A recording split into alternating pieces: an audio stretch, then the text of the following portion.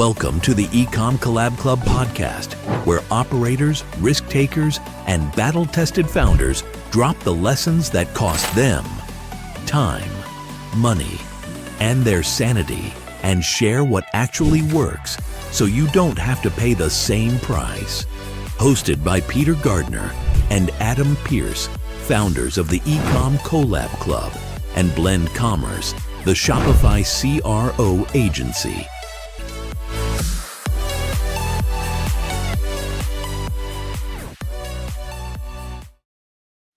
So imagine you've got all the data in the world, dashboards of ROAS and CTR, yet your growth has stalled. Or maybe you've built a brand that people love, but the sales just aren't scaling. Now, what if the secret to real e-com growth isn't one or the other, but actually balancing both? Now, today, we're chatting with a guy who lives by the head and the heart and blending analytical strategy and creative spark to unlock serious results. Now, if you're tired of chasing the latest hack and want real growth strategies, keep listening, because this episode is all about using your head and your heart to scale up.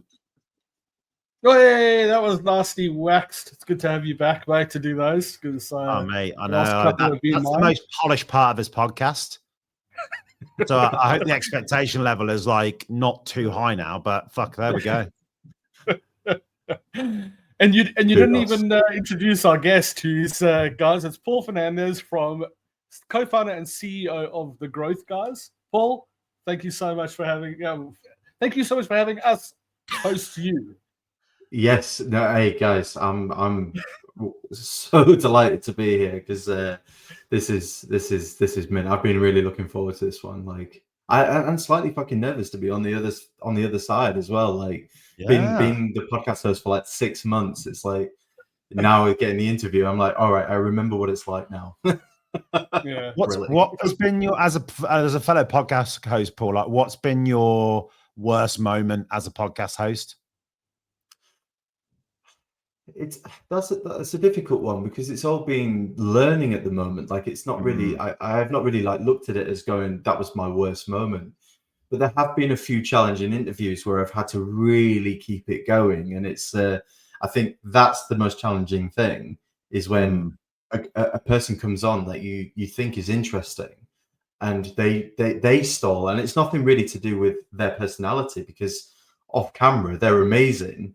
And then as soon as that little red light goes on, they just freeze. And then it's like, okay, I remember what I was supposed to say now. But we want it to be conversational and we want it to flow. And it's that can, so I would say in terms of worst moment, I'd say it's like a little bit of that. But generally it's been quite pleasurable, really, to do that. Yeah. Good stuff. Mate, so we warned you beforehand. You're not allowed to turn this around and start asking us questions. I nearly did. I nearly asked you a question. I was like, what's your worst moment? How did that make you feel? I had to stop myself. Paul, give us the big, long backstory here. Who are you? How the hell did you get into this crazy game that we're all in? And tell us more about The Growth Guys. Cool name, though. Love that. Yeah, it is a cool day. And you know what? We've had that a lot actually since we started. I mean, we started back in 2019. I mean, go a bit further back before that. I was in corporate. I was working for a group travel company just in the city of York, where I live, and brilliant job. I think I've grown up a lot since I left there, but unfortunately, I was made redundant from that job in end of September, beginning of October 2019, and I was a little bit like, what the fuck do I do?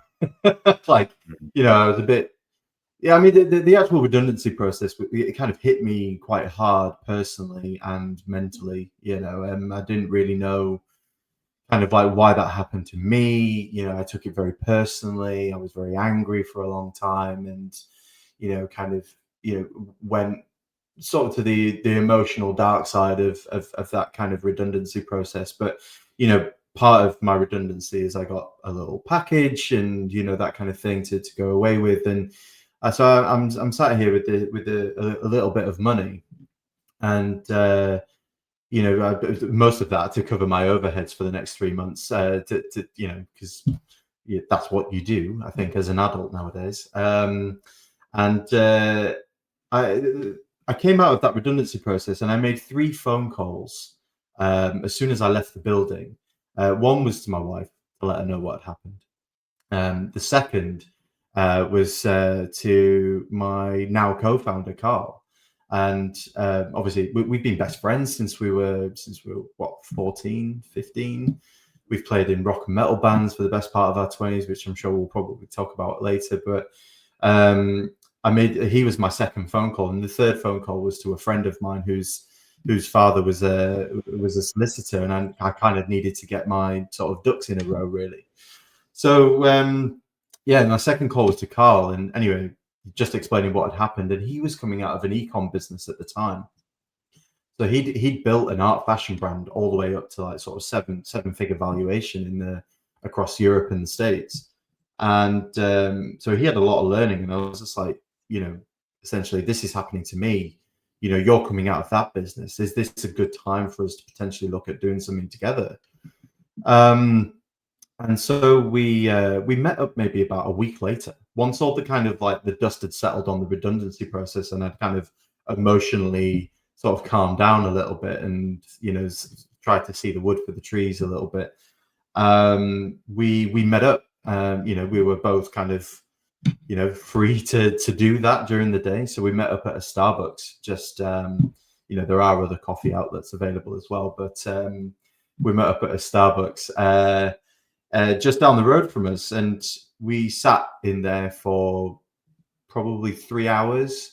And we said, is this something we want to do? We knew we wanted to set up a marketing outfit. We didn't know what kind. We just wanted to be like, what's the industry missing?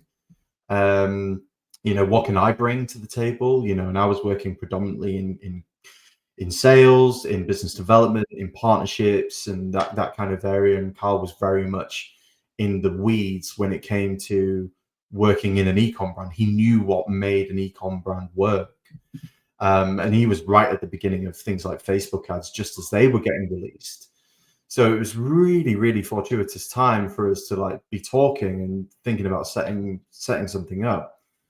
But what was really weird and very serendipitous, I guess, if you want to put it that way, is that we literally sat there and we went, what do we want to be known for? And we both kind of went at the same time as we want to be known for the guys that can do growth. We want to do growth. And I kind of turned around to Carl when he was talking about it. It's like, yeah, imagine just being known in the area for being those guys that can grow your business through online marketing. And it's like, I was like, well, that's what we should be called then. He went, what? I was like, the growth guys. And as corny as it was, it came out of my mouth and I regretted it because I was like, so corny. I do that often, Adam. It's a weird thing though, isn't it? But it's stuck. It's stuck. But once we had the name, and I know most people will go start with a proposition, the name will come and all that kind of stuff. But we had the name, and the name kind of was like a sort of trickle down of everything we were supposed to be. So what's the quickest route to growth? At that time, it was paid media, it was, content, that kind of thing. And so from the name, we had our proposition, if that makes sense. And we just went through, within a couple of hours, we had a brand, I say a brand, I'm gonna shoot myself in the foot when I say that, but we had a brand palette, we had a brand idea of what we wanted to look and feel like. And we'd kind of just come out of this kind of like rock and metal band that we'd been playing in as well. So we had a bit of an edge about us, I think, at that time. We dressed a bit differently. We spoke a bit differently. We turned up to networking meetings a little bit differently. And that was in October 2019. And, we decided very much from there, it was like, okay, I'll go out and get the sales. I'll go get the customers. I'll go find out if this thing is even fucking worth pursuing,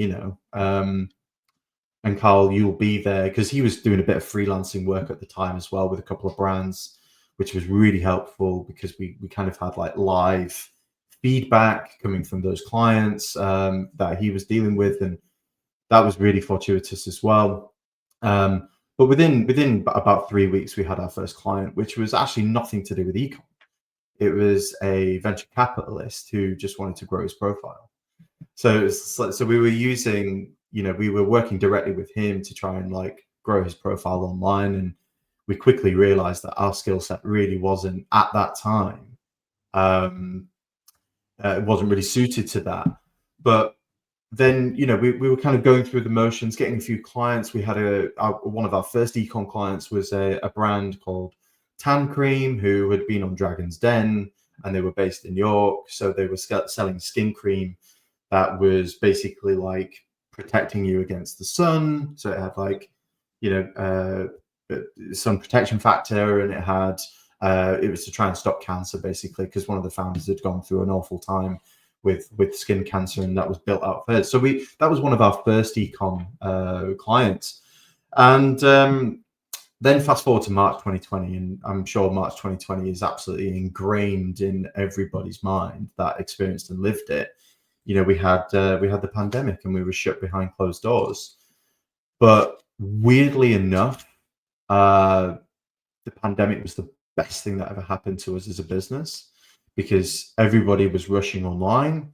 Everybody needed to pivot their business model immediately. We had brands like Waitrose and Co-op coming to us for campaigns, and it wasn't like full scale marketing activation. It was just, we need to sell more of this stuff in London. Can you guys help? It's like, yeah, we can certainly try. So we did like a hyper localized campaign in the boroughs of London, targeting postal codes and things like that, which was insanely, useful in terms of like cutting your teeth in growth marketing. But yeah, the pandemic was hugely beneficial to us. And then something even more profound happened to us, because, and I'm sure a lot of people will relate to this, but the pandemic was one of those times where emotionally you're in turmoil. You don't know if you even have a business anymore.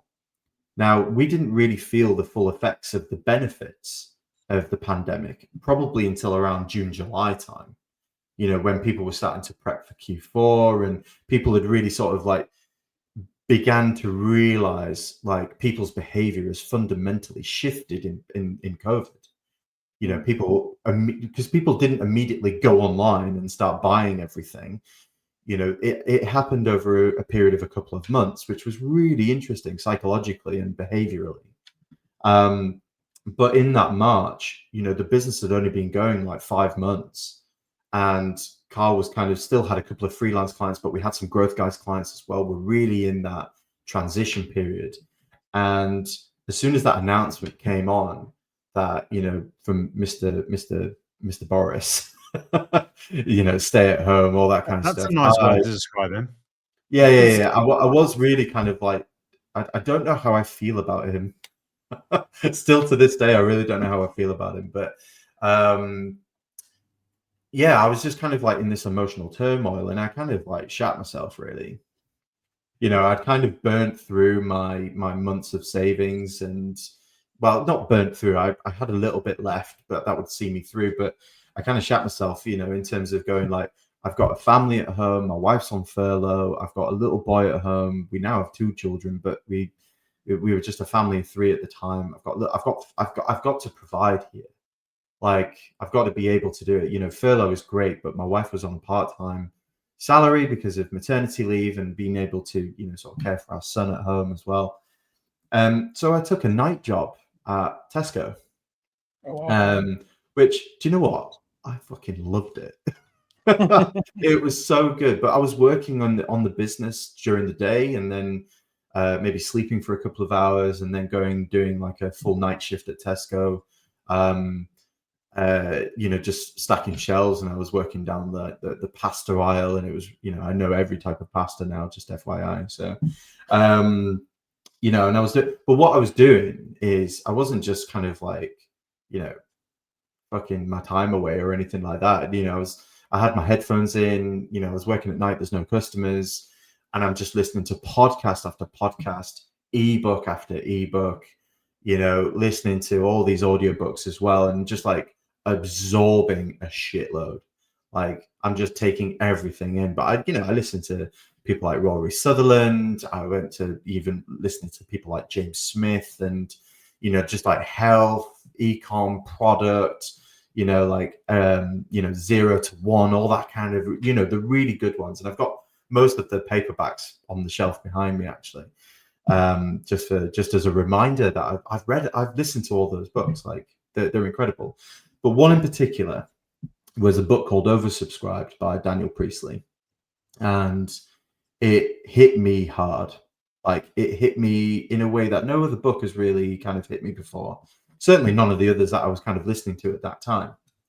And I said to Carl, I was just like, listen, mate, I've just come off like a 10-hour night shift, but I'm buzzing. I've just listened to this book. You need to listen to it. It's incredible. So he went away and listened to Oversubscribed while I was sleeping, pretty much. And he came back the next day and was like, yeah, this is brilliant. So we went through the whole back catalogue of Daniel. Basically, we listened to Key Person of Influence and 24 Assets, and those big books that in his back catalogue, and then consumed his content as well. And then we just put something out, and we were working in his conservatory at the time, and best tan I've ever had, by the way, better than holiday in Dubai. Like, if you want a good tan, and bearing in mind as well, you want to be taking care of your skin as well. Just a little sort of nod to our first ecom client, but take care of your skin. But the best tan I ever had was working in a conservatory, because the sunlight was so concentrated. It was like 1,000 degrees, but we were so brown. We were so sexy at the time. It was ridiculous. But yeah, we're working in the conservatory, and we were talking about the books that we've read and listened to, and we were thinking about 24 Assets in particular, and we were like thinking with the end in mind. This is exactly how we should build our business. We should have all of these assets in place. And so we put a little thing up on Instagram, basically just saying, loving this book. This is exactly how we're going to build our business.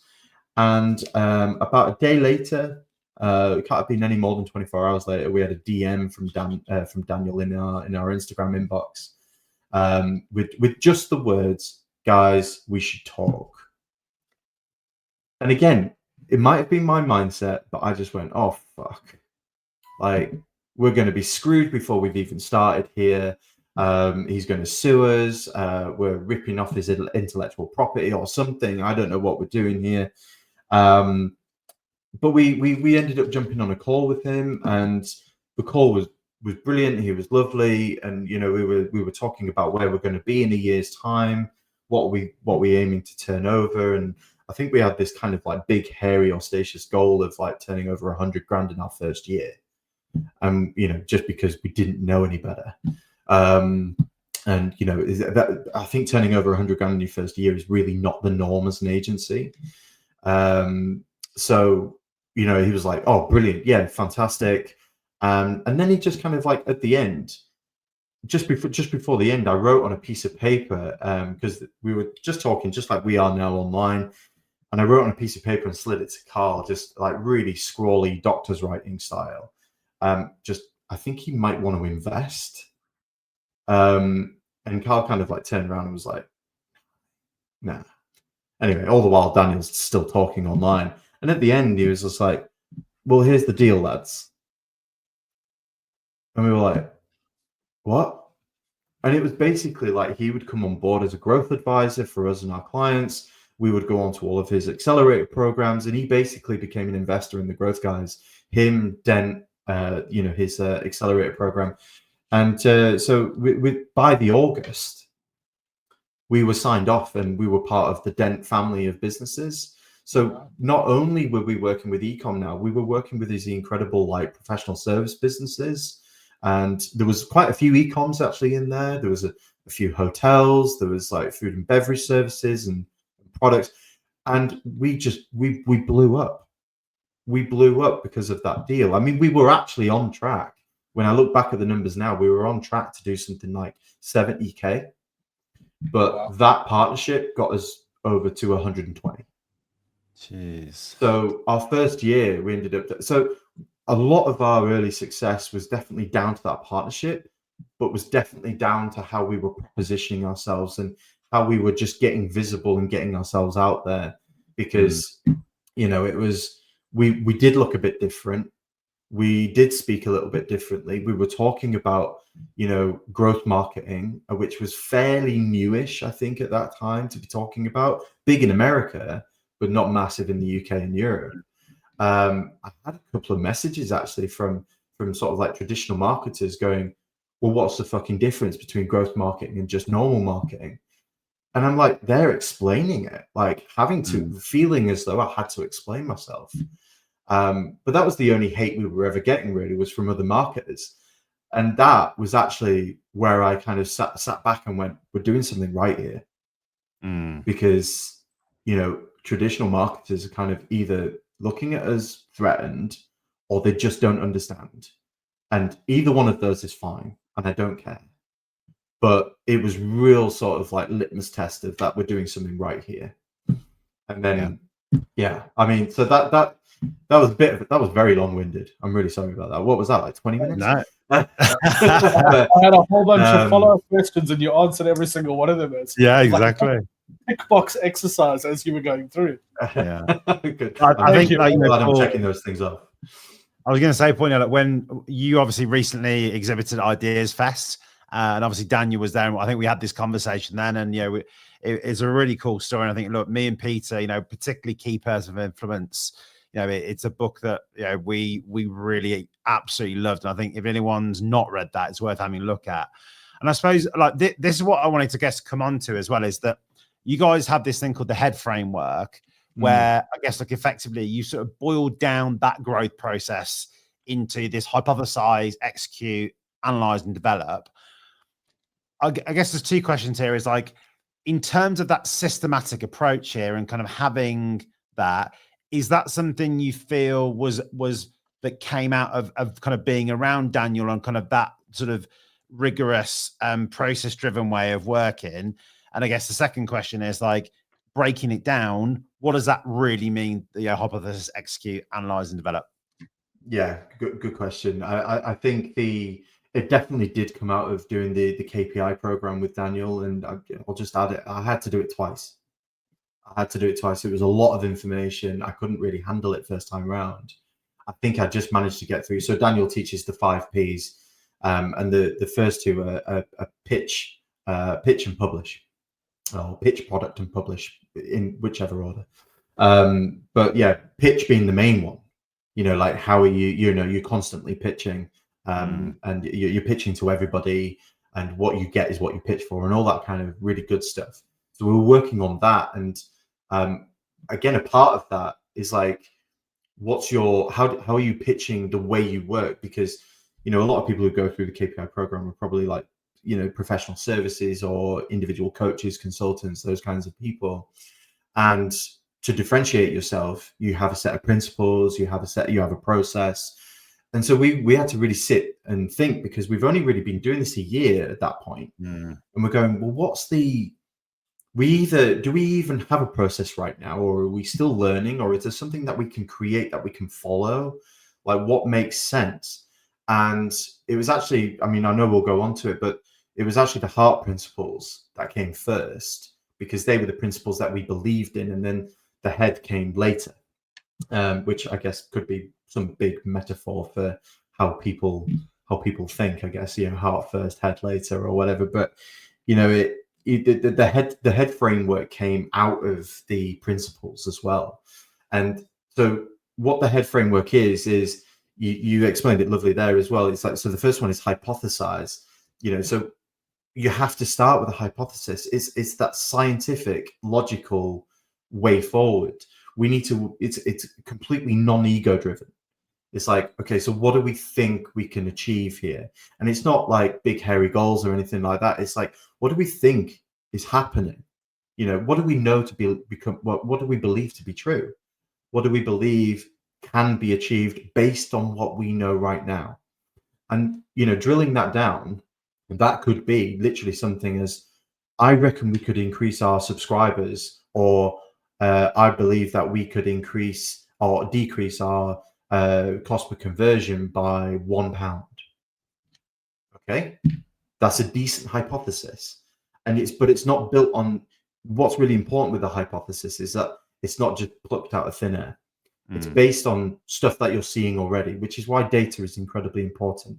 And if you don't have data, go get fucking data. It's that simple. Like, if you don't know, go find out. And this is a big part of like what we say with a lot of our clients who have never ran, you know, advertising before, or they've never ran paid media before, or even done any content or built a website or anything. It's like, you don't know what you don't know. So what we need to do is we need to start with our best guess, an educated guess, calculated risk. This is what we think will work. And then the market's going to tell us otherwise. We're going out to go and be wrong, right? That's what we're trying to do. We want to go out and disprove ourselves. If you look in any scientific field, all the great shit was invented by accident. You know, rubber, penicillin, fucking gravity, right? It's all come out of a really happy accident.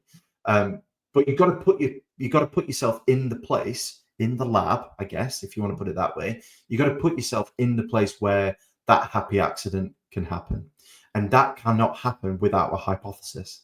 So you might say, I want to reduce my CPCs by my cost per conversion by £1, but you might end up doing it by £1.20, or as a result, you might actually see that your retention increases by this much, and therefore you're making more profit on and more lifetime value off the back of the customer. So you've got to put yourself in that place, and by doing that, you're creating a hypothesis, and you've got to be doing that constantly. You get that, you know, for us, we do that every week. Paul, I was going to say, look, on this point, I think something that drives me wild, I think, look, with e-commerce brands, but generally with business and everywhere, and it's, if I kind of take it back, you know, a few years ago, we always had the same thing to us. Can you build a site that looks like Gymshark? That was always the thing that people would come and ask us for. And you would ask them the question, but why? Because it looks great, because it's beautiful, because it's, you know, we like the aesthetic of it, but why? And I think in our world, it's, you know, we obviously, as a CRO agency, in the work that we do, everything must stem from that initial hypothesis. But I still think a lot of people don't think in that way. Do you have that problem still when clients come to you? Is that it's all about, look, we want it to look this way because it's beautiful, because we like it? Yeah, definitely. And it's actually one of the reasons we stopped doing websites. You know, leave that to the people that want it, you know, people like yourselves and, you know, other great providers that build websites, and great ones for, you know, for those kinds of brands. But we really didn't want to now focus on doing that, but we still get it within advertising and paid media and content, where we're, you know, I want it to look like this. Okay, why do you want it to look like that? I don't mind using things as stimulus or inspiration, or as a sort of goal to be attained in terms of feel or whatever. But if you can't tell me why you want something to be the way you're telling me you want it, then unfortunately you're going to have to leave it to the experts. And I want to shout out to someone. He's technically a competitor, I guess, but you'll know who he is. A guy called Lewis Kemp, and he has a really good philosophy when it comes to this kind of stuff. And he's like, either know a lot about marketing or just trust that we do. And I fucking love that, because it's like, and I've kind of embodied that a little bit in my business as well. It's like, either you know what you're talking about, and therefore we can be a full knowledge partnership, and you can learn, we can learn, all that kind of stuff, or just leave us to get on with the fucking job. Because we've done this time and time again. We know what we're doing. We have a process. We're going through that. If you don't like that, then we shouldn't really be working together. And I say, like, I mean, more respect it, really respect the process, because we've got the social proof to prove that it works. You know, but yeah, hypothesis, it's got to stem with that. And that's the reason why it's first step in the process. Next step from there is execute. You know, nothing is worth it if you can't execute.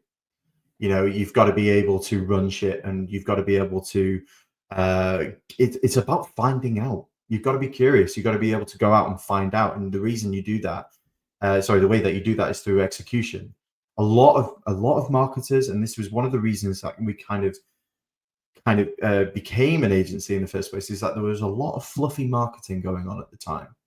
There was a lot of strategizing. There was a lot of, oh, well, we could do this and we could do this. So a lot of planning and a lot of, like a lot of board meetings and a lot of talking around a table of what we could do. We just wanted to get on and do shit. Like, we wanted to execute. We wanted to execute, and we wanted to execute quick. And one of our values within the company is be quick. And it's not just be quick for our clients, but be quick to help each other and all this kind of stuff. And but be quick. It's not about getting the work out in a shoddy way or sloppy way. It's just, we've got to be quick. It's like perfection is literally like the harbor of growth and progression. So we need to be quick with what we're doing. And execute means a few things to us. It means about running experiments. It means about making sure that we're getting something out there and we're learning all the time, because especially with paid media, it's direct response marketing. We get that feedback pretty quickly. It's really, really good for that. I mean, yes, we do need a bit of time at the beginning to, and same for anybody running paid media, you need that time at the beginning to gather data and understand the playing field and how are the competitors doing, what's the market look like. But if you don't execute, you never know. And it's kind of self-explanatory really in that respect. But execute is the next one. Cool. And analyze? Yeah, analyze. Yeah, again. So once we've got that data, so analyze is the next step. We've got to look at that data, and again, that might be coming through on a weekly or a bi-weekly basis, even maybe a monthly basis.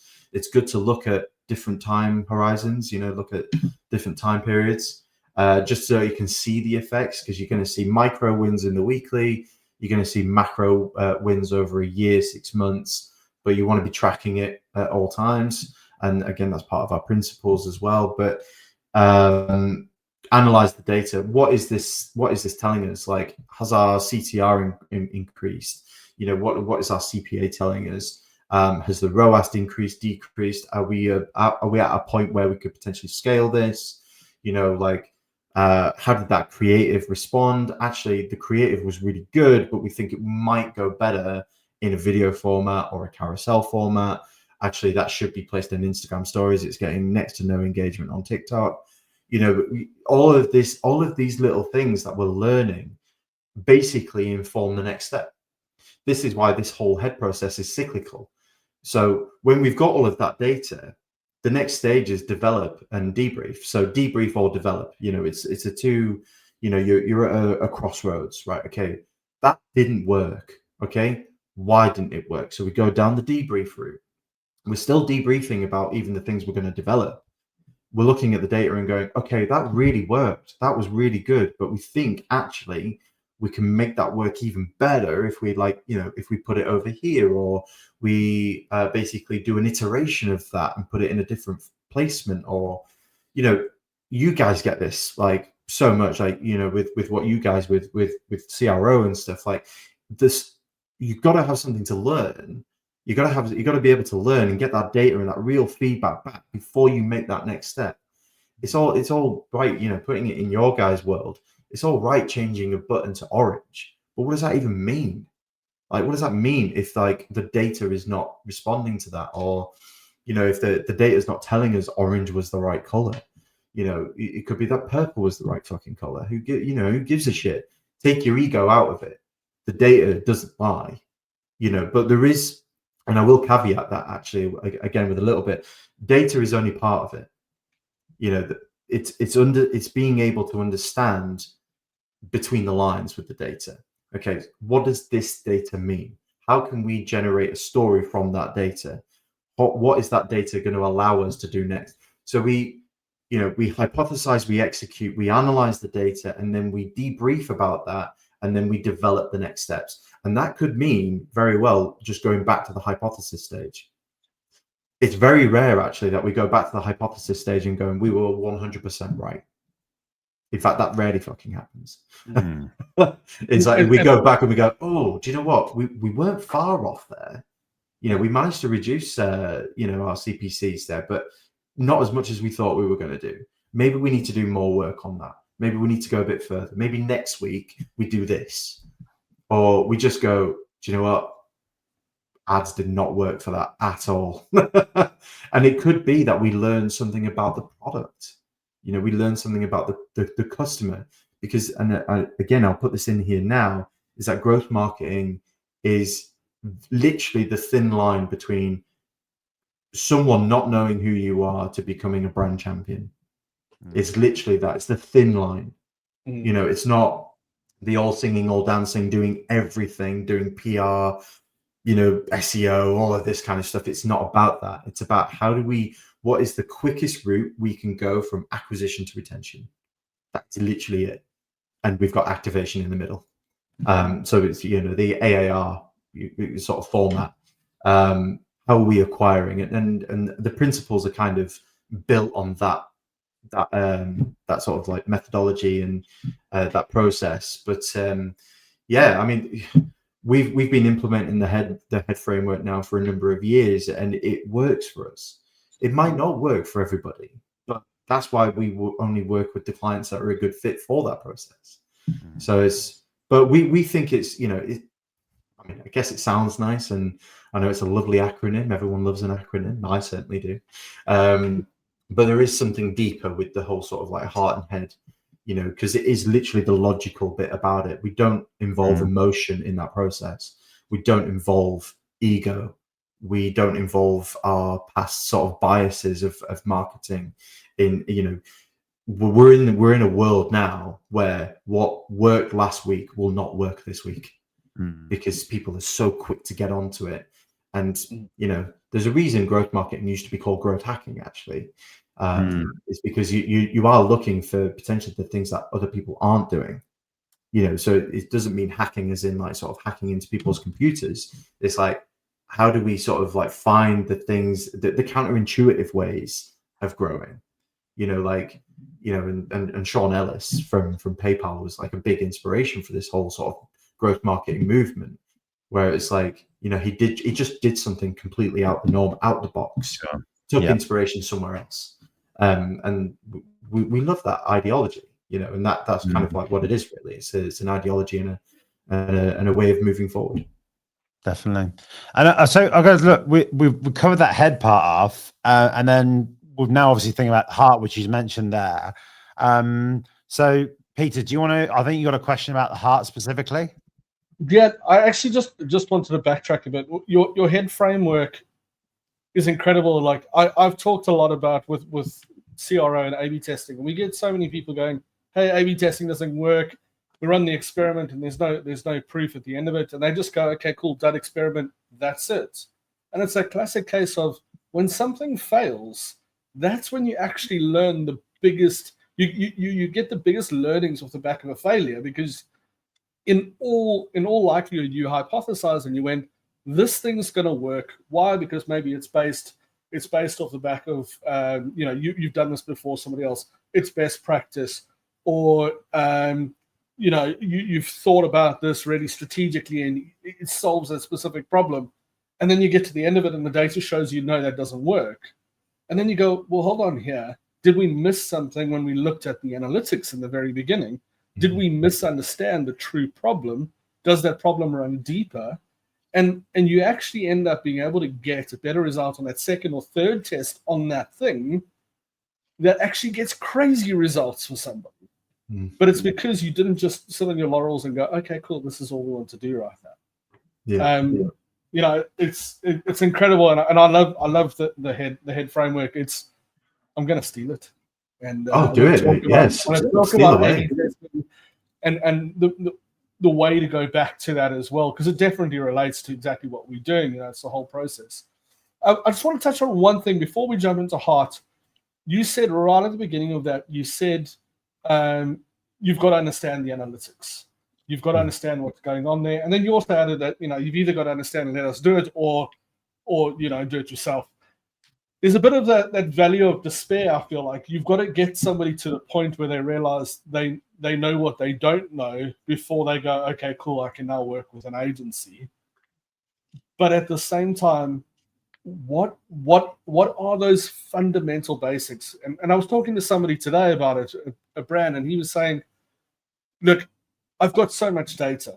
Like, there's an incredible amount of data in front of me, but there's so much I actually don't even know what to do with it. So because there's so much, it's doing nothing.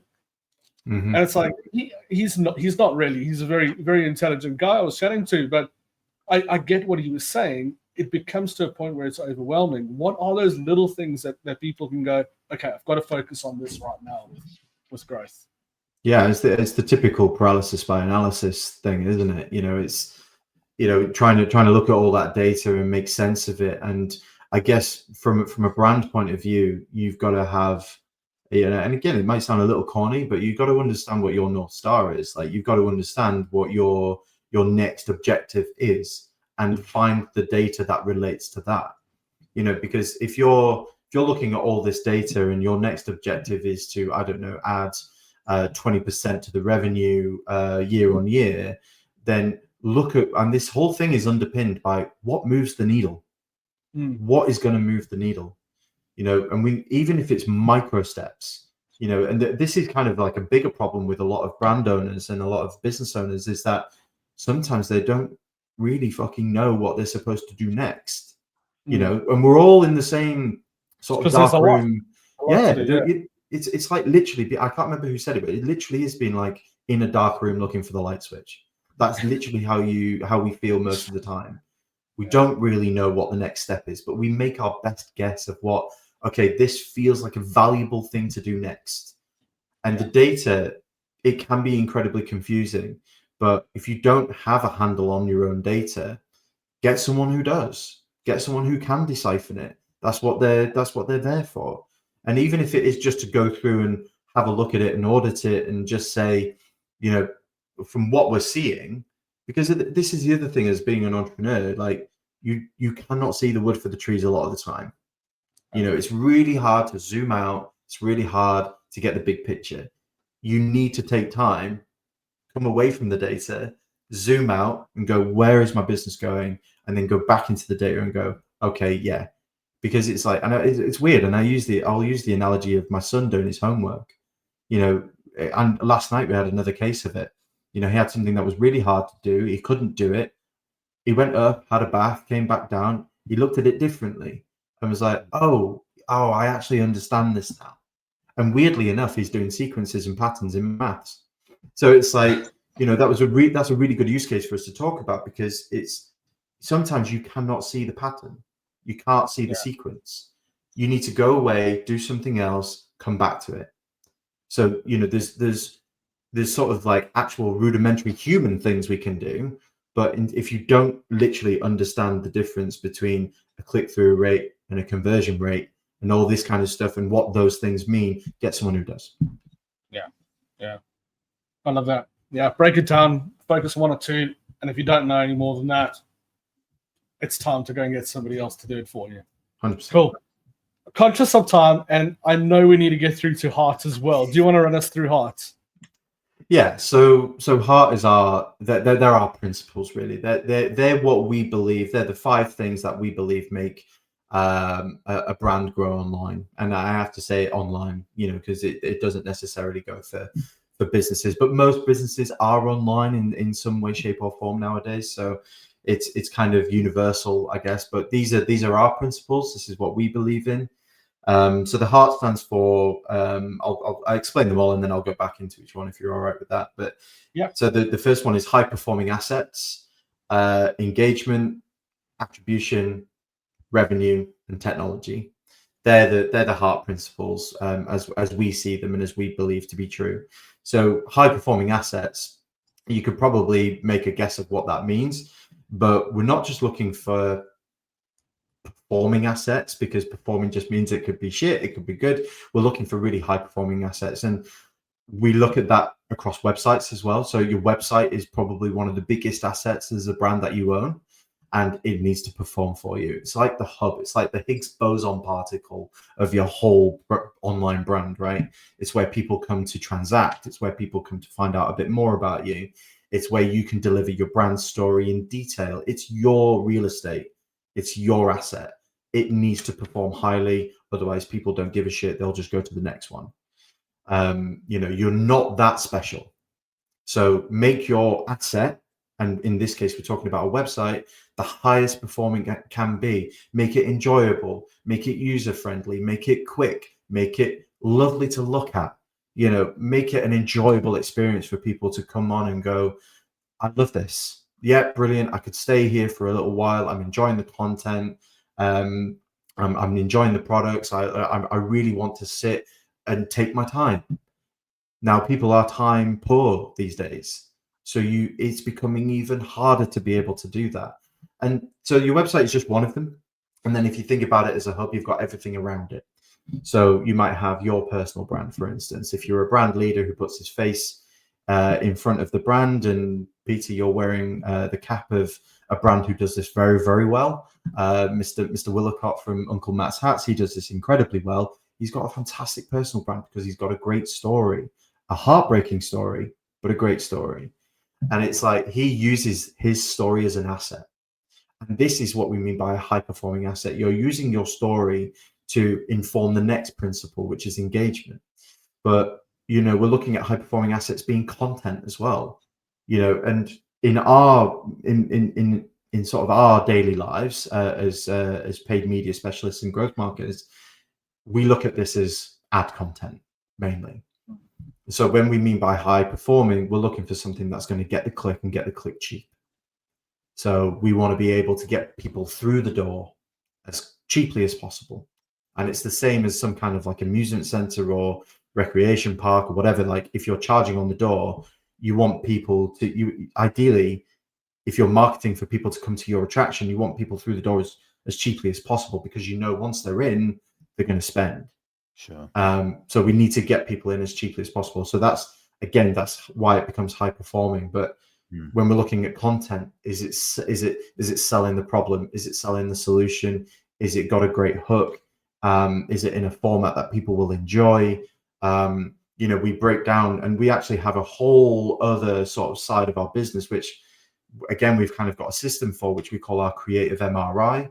Like we look at it from a sort of like anatomical point of view, where we look at literally things like the 3-second thumb stop ratios. We go really granular on the content, and we look at the creative as being almost like this living and breathing thing. So we'll go through things like pulse rate, and it's like how many people are like literally stopping to look at it. That's your pulse rate. How many people are clicking through to actually look at it. So that's probably for a whole different podcast. But, the high performing assets literally are the things that get people to come and interact with your brand, and it can be anything. It really could be anything. I mean, mostly for our experience, we're looking at, a website and content. That's mainly what we're looking at, really, because they're the things that move the needle. But then we look at things like engagement. So engagement is the next principle. And in short, basically, like, it's how are we managing someone's attention span? How are we getting them through the journey? Because selling the click is great. Selling the click cheaply is fantastic. Getting the click in the first place in this really crowded marketplace is a win in itself. But we need to be able to engage them all the way through. So we need to make sure that the through line between your high performing assets and your marketing activity is literally consistent. So engagement really just means consistency. How are we making that journey enjoyable? How are we making that journey consistent? Making sure that your website, the landing page that they go onto, or the product page, is not wildly different from the ad that you were selling, and it doesn't sort of speak differently. If you're going, we're really eco-friendly, we're this, we're that, we're this, and then you go onto the landing page and going, it's quite clear that you had to burn down a forest to make your product.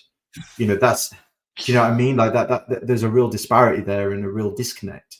So we need to look at the engagement, and it's going beyond impressions. It's going beyond clicks. It's looking at the whole journey, and even looking at engagement in the transaction phase. Making sure that people are still engaged just as they're about to hit buy, just as they're about to put their credit card details in. How do we engage them beyond the purchase? Looking at that retention as well, like making sure that for the specialists that do come in and do it, how are the Klaviyo or the email specialist coming in and making sure that that person is still engaged, because it's not a set and forget type thing. The next principle is attribution. Now this is a motherfucker. Like, for anybody working in marketing, we know attribution is a motherfucker, because ever since iOS 14.5, it's made the whole journey, it's made the whole process just an absolute shit show, and it's been done by design. The platforms, they want you to win. Of course they do. They want you to spend money, and that's ultimately their goal, is for you to spend more fucking money. That's all they care about. And they want to make the process of deciphering that money journey and deciphering the attribution process. So for anybody who doesn't know, attribution literally is just the process of attributing a return to the spend. That's literally what we're looking at, especially in our world anyway. We spent £1 on this. Did it generate 5? That whole thing. But attribution is a motherfucker, and there's going to be other people out there that will go, attribution is simple, or attribution is really, really fucking complex, or whatever. It's a shit show. Like, no one knows. And I'll say it, like, we don't know 100%, but we know to a certain degree of accuracy.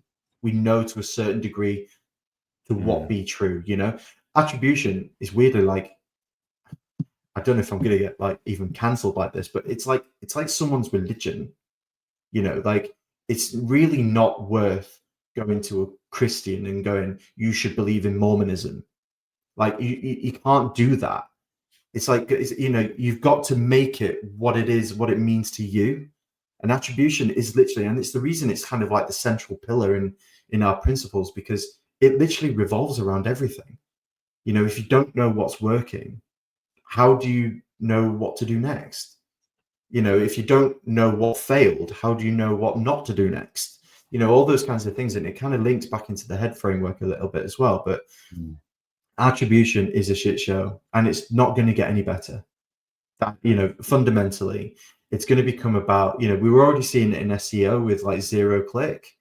We're already seeing it in other areas of marketing where we're looking at, we're looking at the actual sort of impression rate of content. We're looking at views. And it's really weird, actually. There's a company out in America called Northbeam, and they've just released an attribution system which is based on video views. So it's literally understanding how a video view is converted to a sale. So they're doing really good stuff over there, and I think they've just raised like an incredible amount of money to roll this out. Right, it's an incredible thing, but they understand that that's because that's the way people buy now. Video is more engaging. Video can sell you like nothing else. It can create emotion. It can do all this. Video is a high performing asset. It's fucking insane. There's so much you can do with it, and now you can use AI. So it's you've got all of these incredible things. And then moving on slightly to revenue and technology. Revenue literally is just as simple as, do we know our numbers? Do we know our numbers? And one number in particular in our world is what we call our break-even point return on ad spend. Now, it's a bit of a mouthful, so don't be eating while you're trying to say it. But we need to understand what our break-even point return on ad spend is. It's not even just our break-even point, because when you start advertising, you're going to lose margin. Okay, so it's, what's our break-even point return on ad spend, which basically means how much do we need to make back just to break even. And we don't, just putting it out there, we don't work with anybody who has a break-even point ROAS of anything less than 3. So if you don't know your numbers, or you haven't managed to get your margins large enough to, I think a good ratio is if you can have at least anywhere between a 40 and 60% margin on your product, you're kind of in the safe zone. That's, you're kind of in amber there. Anything above that, fucking great. Go for it. Go blazing. But if you're kind of below that 40%, I'd even maybe go as far as saying 45. You're kind of in the danger zone where any advertising is really not going to massively return you a lot of profit. So, you know, we need to look at that. So anywhere between that sort of 40 and 60%, you're kind of in the amber zone. But it's understanding that. It's being able to reverse engineer and go, okay, I'm selling a product here for 100 quid. My cost of goods is, packaged, delivered in the customer's hands. My cost of goods there is like £85. It's like, Jesus Christ. Well, you better be doing fucking volume then. You know, you better be selling thousands of the buggers a week. You know, otherwise you're not going to, you're on razor thin margins there. So it's all about managing margins, managing ROAS in relation to margins, but it's also understanding revenue goals beyond that as well. It's like, where do you want to get to? It's like the brand Wild, you know, the personal care brand. You know, it's like, I was reading a crazy story that, and they weren't even profitable until they got acquired by Unilever. They weren't profitable until their final year, but they had incredible amounts of venture capital behind them to make that happen. Most brands don't have that. So, you know, if most brands don't have that, you've got to make it work from a bootstrap point of view to really work every pound hard. And, you know, CPMs are going up, you know, cost per clicks, they're going up. They will go up year after year after year. How do you manage it? You've got to be getting more margin. You've got to be getting more customers. You've got to be telling your story in a different way that gets you the attention, because it's only getting more crowded. The barrier to entry for an e-com business now is so low. It's so low. You better have something fucking good. Like, you know, otherwise you're going to get lost amongst the noise. And then the final thing is technology. So we're living through the golden age right now of technology, but, you know, how are we harnessing technology, making sure we're picking the right tech stack for our business? So, you know, there's no point using WordPress, and I'm going to put it out there. No point using WordPress with a WooCommerce plugin if your brand should literally be on Shopify. Like, don't even look at it. Like, why are you even making the comparison? Go to fucking Shopify, because they're built for you. If you want to go to something like BigCommerce, that's fine. That's a competitor. But like, you've got to understand what's right for you. And you've got to understand, well, what do you want to achieve? And then you reverse from there. You reverse from the goals as to what technology you should have in place. And it's same with like email systems, with email marketing systems, with POS systems, with everything. You look at your technology and make sure it's serving you and not hindering you. Mm-hmm. Like, how are we using AI? Like, this goes further than just e-com brands, but like, how are agencies going to use AI to help, supercharge their business? Should you be using AI? Should you actually be quite human-centric and just use AI in the background? Again, there was some research come out the other week that WPP are investing 400 million into Gemini and VO3 to get their campaigns out quicker, which obviously means job redundancies. It obviously means job losses. But if WPP are investing in this, you better fucking be as well. Otherwise, you're going to get left behind. But WPP are an oil tanker in the sea. It's going to be so hard for them to move around. You're a small business. You could do this tomorrow. You could do this afternoon. I was actually talking to a videographer the other day who managed to create a whole sort of like 3-minute music video in an afternoon. It's like, using Nano Banana and VO3 and Gemini and all these great tools but the point is, sorry, I'm kind of going on a bit of a preachy rant here, aren't I? But the point is, you've got to make sure that the technology is the reverse engineered version of your goals. Like, no point just using technology for the sake of it. Don't have shiny object syndrome. Sit and rest with it a little bit and go, well, what is this actually going to help me achieve? No, absolutely. And look, it's been great, because I think, look, ultimately, I think what we've got from today is like, you've got into both those different processes. And I think, there will be some people sitting there going, well, look, I'm the kind of guy who just likes to move fast and break shit, which I think, to be fair, you need an element of. But I think from what you said is like, you can still have that kind of sparky, creative, mentality, but doing it within kind of these overall frameworks helps you get the result. And I think, Paul, I've got some sort of like quick fire questions we've got for you just to kind of round off for today. Yeah, sure. So I'm going to throw these up on the screen. And the first one I've got for you is, what is the fastest ecom growth win you've ever seen? Okay. It was a baby e-tailer brand we worked with. We got them up to a point within 6 months of doing £1 million every 10 days. Jeez. You want to say that again? Wow. We got them to a point of doing £1 million every 10 days, which turned out to be about 100% growth. Wow. So they were doing about 500 grand, sort of like a month. And this is not the norm, by the way, but that's the fastest growth I've ever seen. Love it. Biggest rookie mistake you see ecom marketers make, not in 2024, in 2025. You forgot what year it was then. So what's the rookie mistake that people still make that drives you bloody mad? Just not doing the shit that moves the needle. There's a few things for that. They'll focus on posting on LinkedIn, or they'll focus on creating a really nice email, or just doing things like that don't move the needle. You need to generate more sales. You have KPIs.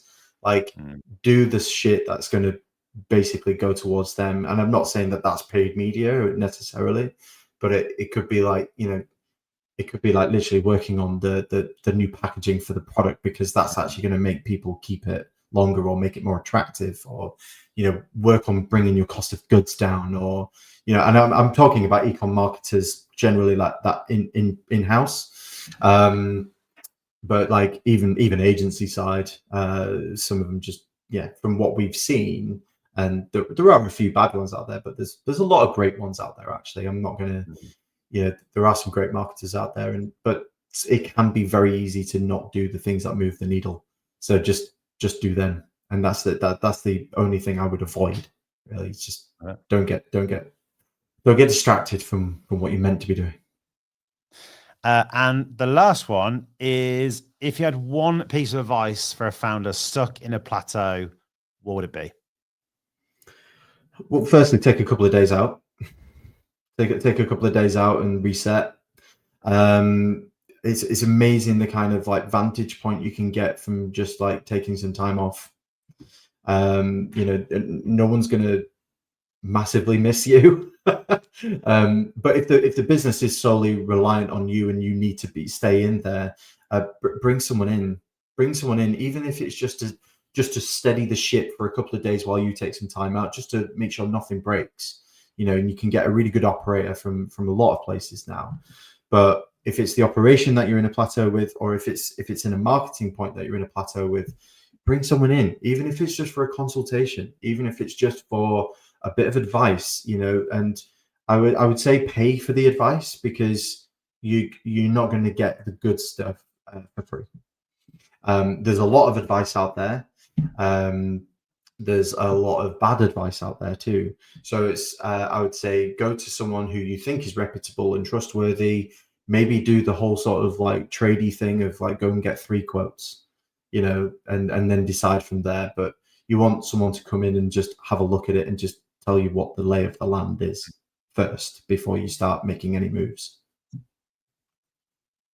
Awesome. Mate, thank you so much for coming on today. Thank you guys.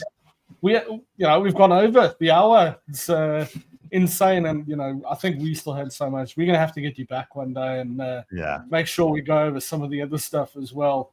It's been fantastic to listen to you, your philosophies and your frameworks. It's really cool. Love it. Thanks so much for coming on, mate.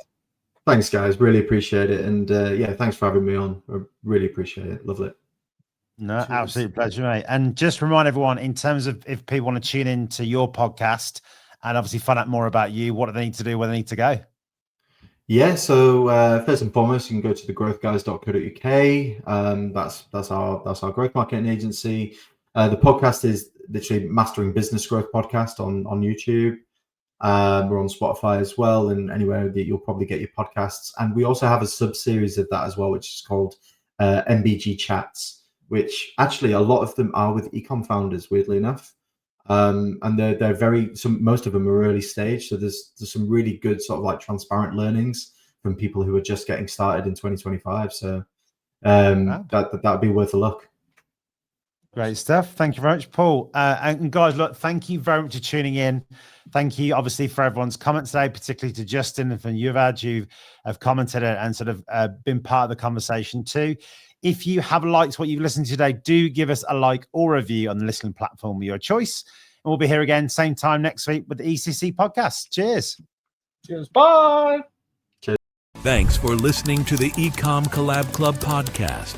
Make sure you like, subscribe, and join our community at ecomcollabclub.com/community.